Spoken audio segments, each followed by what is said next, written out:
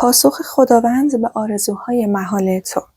درود پروانه های من، به کانال انرژی تراپی خوش اومدید. امروز این موضوع جذاب براتون در نظر گرفتم.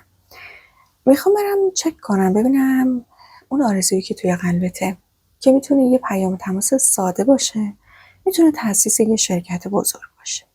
هر آرزویی که میتونه باشه.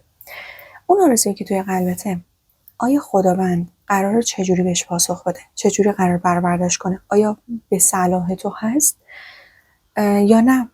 خدا اونو بهت میده یا شاید یه چیز دیگر رو بهت بده جایگزین کنه. به هر حال تا آخر ریدینگ رو با من باش، چک کن ببین که انرژی های تو قطعا البته خب پیامی برات هست که الان داری این صدای منو میشنوی، اما باز هم همراه باش تا آخر ببین آرزوی تو هم اینجا میفته.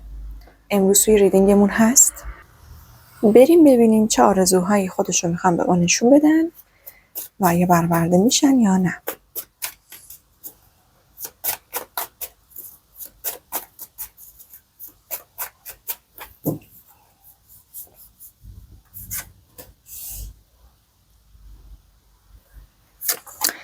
ای وای، چه آرزویی! انرژی حذف رقیب. خیلیتون چشماتون گریون رقیب تو رابطتون هست. رقیب وسط زندگی رابطه عاشقانتون هست یا حتی متأهل این رقیب هست. یعنی اولین آرزوتون اینه که وای رقیب بره. جادو جنبل وسط زندگیتونه. انرژی های دعایی، دروغ، خیانت، فریب، حتی جوری که براتون مشکلات روحی روانی ایجاد کرده.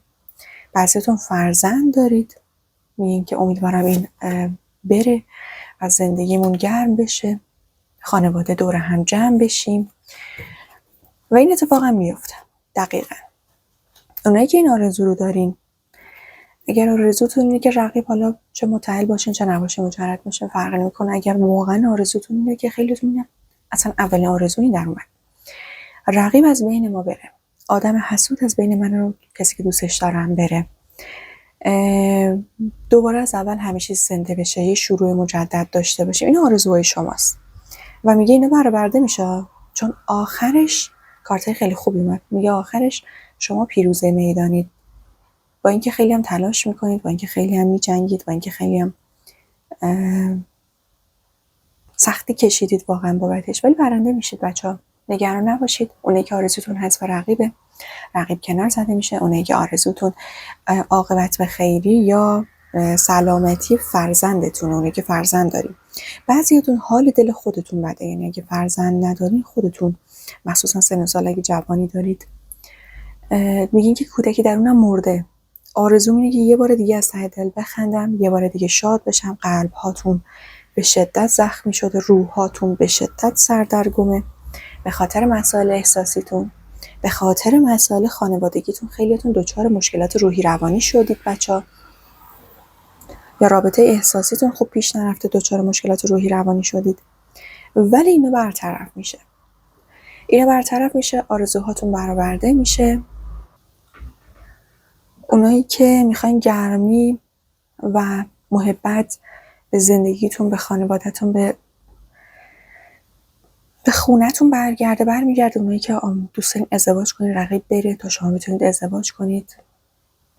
آدمای حسود و دورو برن تا شما بتونید تشکیل خانواده بدین، جشن عروسیتون برگزار بشه، پولی آماده بشه، ولی که بتونید اون مراسم ازدواجتون، مراسم نامزدیتون، خوشحالیتون رو جشن بگیرید، دور هم باشید، دو تا خانواده‌ها به هم پیوند بخورن، اختلاف بین دو تا خانواده از بین بره. اگر اینها رو خواستارش هستید، قطعاً دلیلی داشته که الان داری این ریدینگ رو گوش میدی. این ریدینگ الکی سر راه تو قرار نگرفته و تو الکی یا همینجوری این کانال رو سابسکرایب نکردی.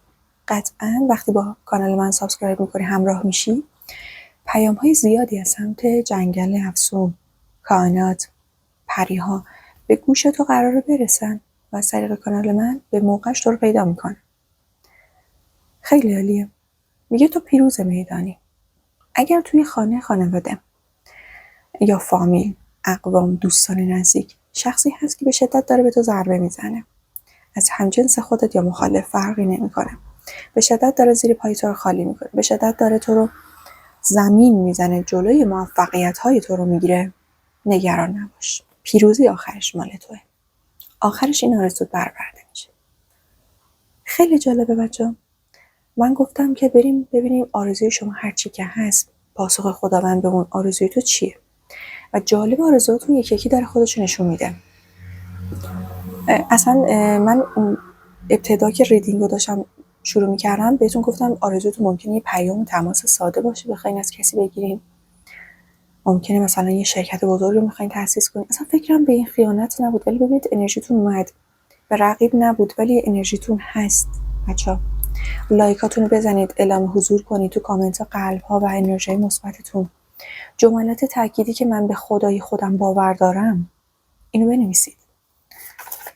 بریم ببینیم دیگه چه آرزوهایی تو قلب هم شما هست و قراره برآورده بشه. بابت اینکه رقیب داشتین خیلی ناراحت شدم، ولی اینکه این آرزویی که برآورده بشه خیلی خوشحال شدم. در کل خوشحالم. خیلیاتون روحتون مرده بچه‌ها. خیلیاتون به شدت خسته این و دلتون میخواد یک بار دیگه اون حس، دیدین بچگیامون چقدر حس آزادی روحی داشتیم، چقدر شاداب بودیم، دوست دارین به اون خاطرات برگردین و این اتفاق براتون میفته، روحتون زنده میشه. مخصوصا اگر پیش مشاور میرین، پیش روانشناس میرین، پیش کارهای انرژیکی انجام دادین برای اینکه روحتون تازه بشه، برای اینکه این آرزوتونه. حال خوب، حال روحی خوب آرزوی خیلیاتونه. متاسفانه شرایط زندگیتون بعضیتون انقدر سخت شده که تنها آرزویی که الان دارید آرامشه. و خود کائنات با خود کارت کائنات که اینجا اومد بگی من آرامش رو بهت میدم، دیگه از این بالاتر خود کارت کائنات گوزن سفید نمادی از آرامش و فراوانی. جالبه که این فراوانی در همه چیزه. چرا؟ چون کنارش کارت کیمیاگر رو داریم. یعنی فراوانی در عشق رو بهت میدم، صدای خداوند با توه. فراوانی در پول رو به تو میدم، فراوانی در آرامش به تو میدم، فراوانی در محبت به تو میدم، فراوانی در این صدای کائنات خداوند از درون خودت به سمت خودته و کانال من وسیله‌ایه که تو بتونی پیغام‌های کائنات رو دریافت کنی. مثلا این چیزی که انرژی که من روی این کانال قرار دادم تو بایوگرافی هم اینو نوشته بوده. خیلی عالیه، خیلی خوشحالم. یه سریاتون بچه آرزوتون خاطراتتون زنده بشه. یه سری خاطره دارین با یه شخص خاصی، انگار شخص احساسیتون اکثرا، بعضیاتون هم شخصی از اعضای خانواده‌تون یه خاطری باش دارین، دلتون میخواد دوباره اون خاطره رو زنده کنید. میگه اون خاطره اگر شخص مقابلتون در قید حیات باشه براتون اتفاق میافته. چقدر دنبال جشن عروسی هستین؟ دنبال ازدواجین؟ میگه برآورده میشه. ازدواج جشن عروسی، خواستگاری، میگه برآورده میشه. آروم باش، تو در مدار نور قرار گرفتی. این دک خیلی دک پرقدرتیه بچه‌ها، خیلی. ببین میگم صبور باش. این کارت صبره، کارت معجزه و صبر با هم اومد براتون. میگه من معجزه میکنم برای تو توی مسیر زندگی، تو آرامش داشته باش، با آرامش لبخند بزن، مثل کودکی که لباساش پاره شده، تو جنگل تنها رها شده ولی همچنان لبخندو میزنه. بارون هم تازه گرفته وسط جنگل ولی لبخندشو داره چون امید داره. و بلافاصله وارد خونش میشه این بچه، بلافاصله به جمع خانواده و عزیزاش میپیونده، یعنی پیدا میشه. آرامش، گرمی، غذا، نور، محبت، امنیت رو داره. خب تو هم دقیقا همین اتفاق قرار برات بیافته. تو هم همین انرژی خداوند میخواد سر راهت قرار بده. فقط آروم باش، صبور باش و از انرژی های ناامیدی دوری کن. اینو داره بهت میگه. آرزوهای قشنگی دارید. ببینید داره تکرار میکنه. میگه که تو فکر میکنی دور افتادی؟ یعنی پیام کائنات، صدای خداوند با تو اینه. میگه تو فکر میکنی فراموش شدی؟ تو فکر میکنی که من قلب شکسته تو رو ندیدم؟ تلاش های زیادی که برای احساساتت، برای رابطه احساسیت، برای مالیت پول، حتی نون آوری، درآمد، اینا انجام دادی و اون نتیجه‌ای که خواستی نشد، تو فکر می‌کنی من اون ندیدم؟ اتفاقا دیدم و یه فرصت برای تو قرار دادم. بچه‌ها اینجا رو ببینید، پسر و دختری که گرسنه‌اند تو جنگل تنها رها شدن، ولی پشت سرشون یه خونه هست که در بازه و یه خونه گرم. این داخل خونه است، اینجا بیرون خونه است. ما داریم می‌بینیم داستانو. و تازه پشتشونم درختای توت و تمشک و اینا هست، بوته‌ای وسط زمستون. معنیش برای تو اینه، میگه که خداوند داره بهتون میگه ببین من آرزوهای تو رو دیدم، میبینم و تازه راهشم بلدم، گذاشتم سر راهتم. وسط زمستون بوته توت برای تو گذاشتم، تو خودت پشت کردی بهش، تو خودت نمیبینی.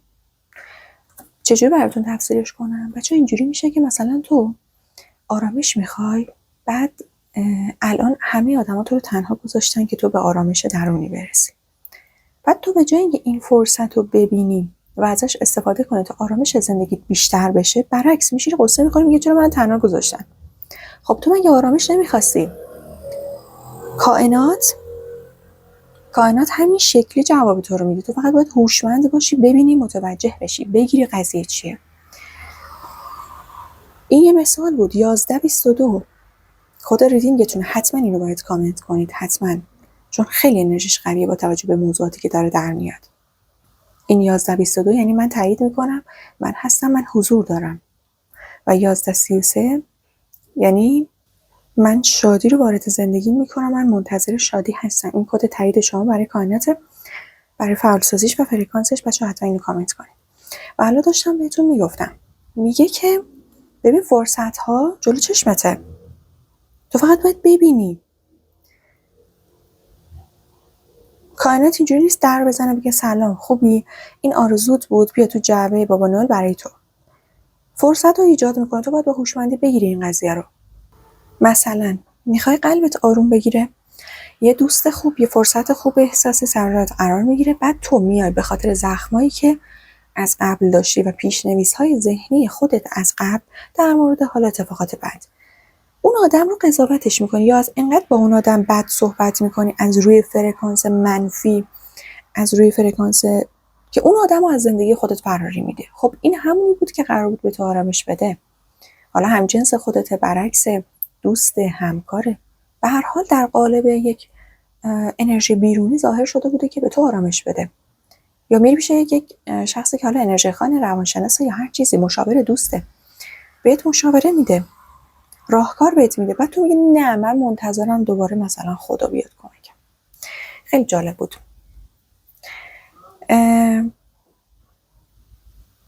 بریم ببینیم از این دسته دکو عوض کنم. احساس کنم یه ردیف دیگه من باید از این کارت بکشم.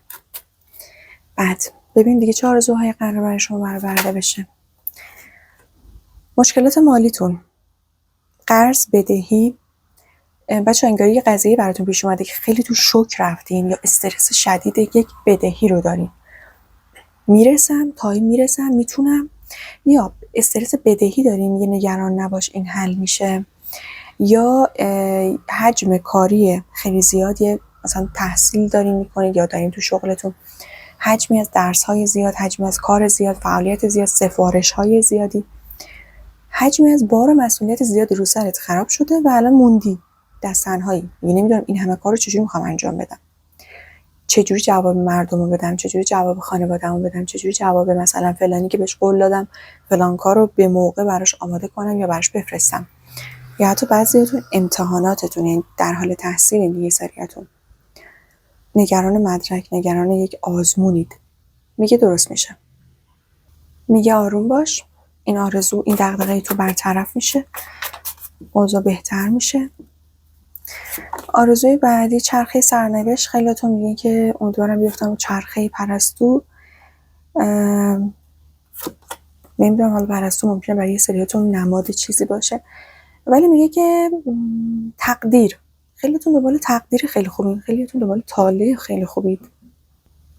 اگه این قسمت برای شماست که دنبال چرخه جدیدی توی زندگیتون هستین، دنبال فصل جدیدی از زندگیتون هستین، میخواین آغازهای جدیدی داشته باشین، کد 444 رو کامنت کنید بچه‌ها. این قسمت برای اینه و میگه که اگر به دنبال این هستی که مثلا تا 4 فصل دیگه 4 ماه دیگه یک شانسی رو برنده بشی، یه موضوعی که مثل حالا قرعه کشی، مثل شانسی برنده شدن مسابقه، این هم کد 444 یه 4 فصل دیگه، 1 سال دیگه منتظر یک وضعیت هستی. اگه دنبال اینی که دست یک آدم فریبکار یا دروغگو رو کنی، یا آدمی که میدونه آقا بهت خیانت کرده، حالا دوستت، پارتنرت، هر کسی دروغ گفته، میخوای اون دروغ رو برملاش کنی، میگه که یکم دقت کن، این از اون خواسته‌هاییه که اگه بخوام برات برآوردش کنم خودت بعدم پشیمون میشی. خیلیاتون میگین پروانه من میدونم فلانی داره بهم خیانت میکنه ولی نمیدونم چجوری دستش رو کنم. خب ببین اگه این آرزوی تو، این خواسته توئه، آرزو که خواسته‌های شما رو دارین بررسی میکنین، کائنات داره به تو میگه باشه حق با توئه که بخوای اینو آشکارش کنی، ولی ببین اگه این کارو برات انجام بدم خودت پشیمون میشی. پس اگه چند بار تلاش کردی این دروغ، این ریا، این فریبکاری رو، این حقه رو کنی و نشده، به نظرم بیخیال شو، چون به نفع خودت خیلی نیست این قضیه. اوکی دیگه چه آرزویی هست با این دست دک قراره برآورده بشه؟ بچه اونایی که برآورده نمیشن هم بهتون میگم، مثلا اونایی که میگه آقا فعلا دست بردار، مثل همین موضوع خیانت که میگه آقا صبر کن خانم، صبر کن، خیلی به نفعت نیست. میگه اگه منتظری کراشت بهت پیشنهاد بده، اگه منتظری که یکی بیاد ابراز پشیمونی کنه، یکی بهت برگرده، عزیزی از راه دور داری میخوای ببینیش، این عزیز هر کسی میتونه باشه. این شخص حتی میتونه مثلا بچه خواهرتون، بچه برادرتون، اصلا کراشتون، پارتنرتون، بچه خودتون، هر کسی. یه منتظر دیدار کسی هستی که خیلی دلت براش تنگ شده، هر سنی، هر جنسیتی که داره، هر ارتباطی که با تو داره، اون دیدار برات اتفاق میفته، دلتنگیت برطرف میشه، آرزوت برآورده میشه. بچه احساس ما خیلیتون دور و دور، یعنی فاصله مکانی کشور به کشور رو داریم. در آخر میگه اگر دنبال شناختن خودت هستی، اگر دنبال ضایع کردن آدمای دورت هستی، بهترین پیشنهاد برای تو اینه که روی خودت تمرکز کن. دنبال ضایع کردن آدمای دورت نباش، هرچند که بهت بدی کردن، خیانت کردن، پشت کردن، اونا رو رها کن. این آرزو که بخوای دست کسی رو کنی یا کسی رو زمین بزنی هیچ سودی واسه تو نداره و خیلی هم کائنات همسو هم فرکانس با این قضیه نیست. این کائنات خیلی نمیخواد این آرزو رو برآورده کنه که تو بخوای کسی رو زمین بزنی. میدونید چرا بچه‌ها؟ چون اگه بخوای با انرژی سیاه بجنگی، خودت هم تا حدودی سیاه میشی. اگه بخوای آتیش رو به سمت کسی پرت کنی، اول دست خودت میسوزه. اگه بخوای سنگی رو به سمت کسی پرت کنی، اول دست خودت خاکی میشه. حواستون باشه. برای همین اکثرا میگن انتقام نگیرید. قضیه انتقام جویی هم میتونه باشه. میگه اگه دنبال انتقامی، لطفا دست بردار. برنامه من برای تو، کائنات و خداوند اینو بهت میگه. میگه برنامه من برای تو خیلی قشنگ‌تر از این حرفاست. من میخوام تو رو با خود واقعیت روبرو کنم، تو رشد کنی، تو پیشرفت کنی، تو آرامش مالی و احساسی و روانی داشته باشی. چرا میخوای با انتقام خرابش کنی؟ دنبال انتقام نباش. من اونایی که صد راه تو رو برشون میدارم، میذارمشون کنار، خودشون با کارمای خودشون. بچه قضیه انتقام میدونید چیه؟ که انقدر توی کلیپ های معنوی، توی داستان های عرفانی میان و نصیحت های عرفانی بهتون میگن که انتقام نگیرید، بی خیال. چرا میگن بی خیال؟ چون میگه ببین قطعا تو وقتی بخوای با پلیدی، با انرژی منفی بجنگی، با دروغ و ریا بجنگی، خواه و ناخواه غیر ممکنه خودت هم درگیر اون انرژی تا حدودی نشی. پس این کارو نکن. بهترین مثال همونه. تو وقتی بخوای یکی آتیش بزنی، زغال از رو زمین برداری پرت کنی سمت یکی که یکی بسوزونی، انتقام بگیری، چرا؟ چون اونم برای تو زغال پرت کرده، سنگ پرت کرده، اول دست خودت میسوزه. به دنبال انتقام نباش، به دنبال پاک کردن انرژی منفی باش. با آب پاک میتونی آلودگی رو بشوری. با مثلا بنزین گیری میتونی دوباره بنزین رو مثلا پاک کنی، یه همچین چیزی. پس این کارو نکن، چون انتقام خیلی به نفعت نیست و خود کائنات هم خیلی پشت تو نیست که بخوای انتقام از کسی بگیری. تو انرژیات خیلی پاکتر از این حرفاست که بخوای با انتقام خرابش کنی. بسیار خوب، برم سراغ 2 تا دسته دک دیگه‌مون. ببینیم دک موکا چه آرزوهای قرار براتون برآورده کنه و پیام فرشتگان مستقیم ازشون بگیریم. جنگل افسون متشکرم ازت، پیغامات خیلی قشنگ بود تا همینجاش فوق‌العاده بود. بریم ببینیم که دک موکا چی میخواد بهتون بگه، چه آرزوهای قرار براتون برآورده بشه. بچه جملات تأکیدی که به ذهنتون میرسه هنگام گوش دادن به ریدینگ تو کامنت ها بنویسید. اگر هم بتونید کامنت انگلیسی بذارید خیلی خیلی ازتون متشکرم میشم که این انرژی رو به صورت مثبت به من برگردونید که من میتونم فعالیتم رو برای شما بهتر، پر انرژی تر و فرکانس بالاتر انجام بدم. چون حتی فرکانس ریدینگام برای من خیلی مهمه بچه‌ها. جایگاه اجتماعی بالایی رو اگر به دنبالش هستی، استخدامی اگر به دنبالش هستی، پر کردن یک سرمایه، یک حساب بانکی، معجزه‌ای که یهویی رخ بده، شانسی رو یهویی، 2 شغل شدن، 2 تا مسیر، 2 تا کار رو همزمان با هم پیش ببری، آرامش روانی بخوای پیدا کنی، این اتفاق برات میفته. به استقلال مالی اگر میخوای برسی، آرزوهای بیشتر میگن جمع‌آوری پوله. این قسمت در مورد پول بدهی برطرف میشه، جمع‌آوری پول اتفاق میفته، سرمایه گذاری اینا براتون رخ میده. این آرزوهایی که برآورده میشه. استایلتون اگه میخواین تغییر بدین، کار زیبایی میخواین انجام بدین، آرزوتون برآورده میشه. یه سریتون عمل زیباییه، یه سریتون هم خب استایل جدید میخواین خرید کنین، میخواین فقط پول در بیارین که به خودتون خیلی برسید. یه سریتون اصلا آرزوتون همینه و داره میگه برآورده میشه. چقدر قشنگ.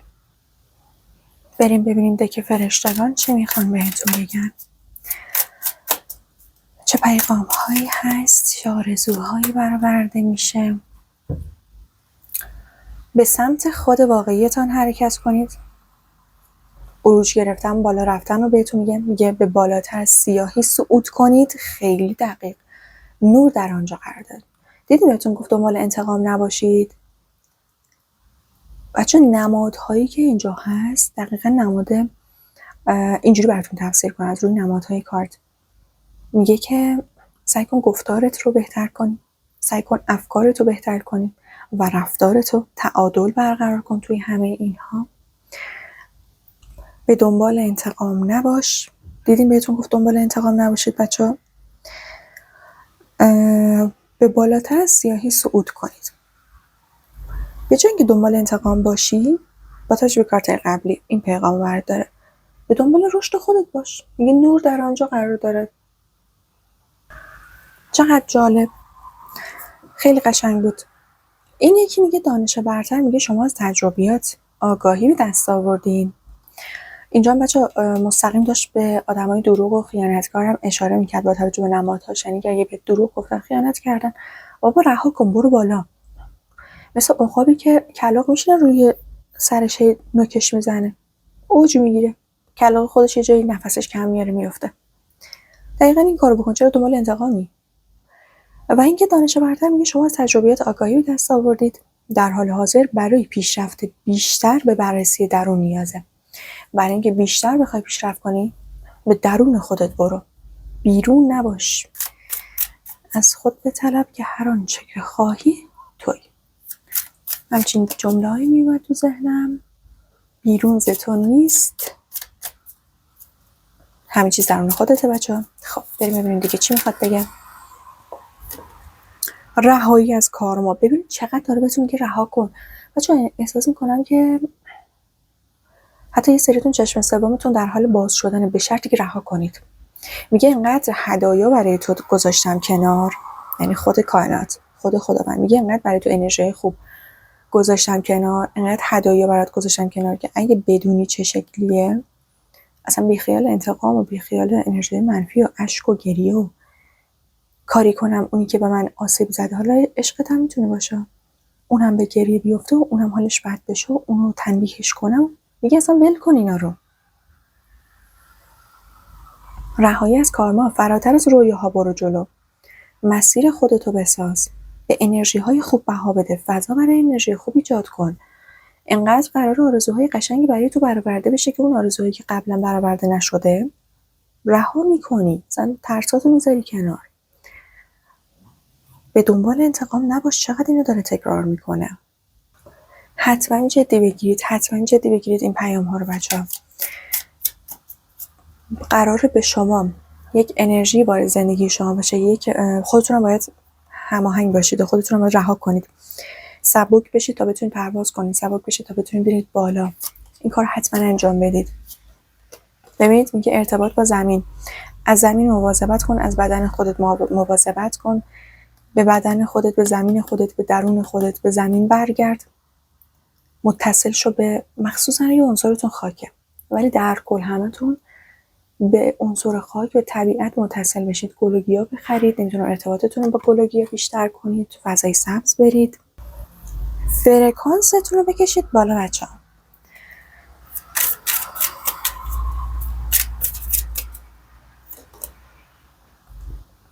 چقدر این کارت قشنگه.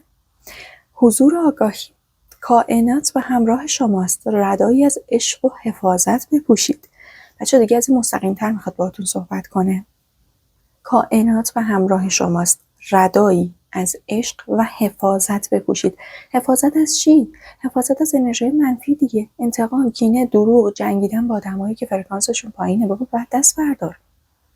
غم و غصه، ناراحتی، آی چرا منو ولن کرد، آی چرا نمیدونم به من محبت نکرد، مگه من از اون رقیبه نمیدونم چیم کمتر بود.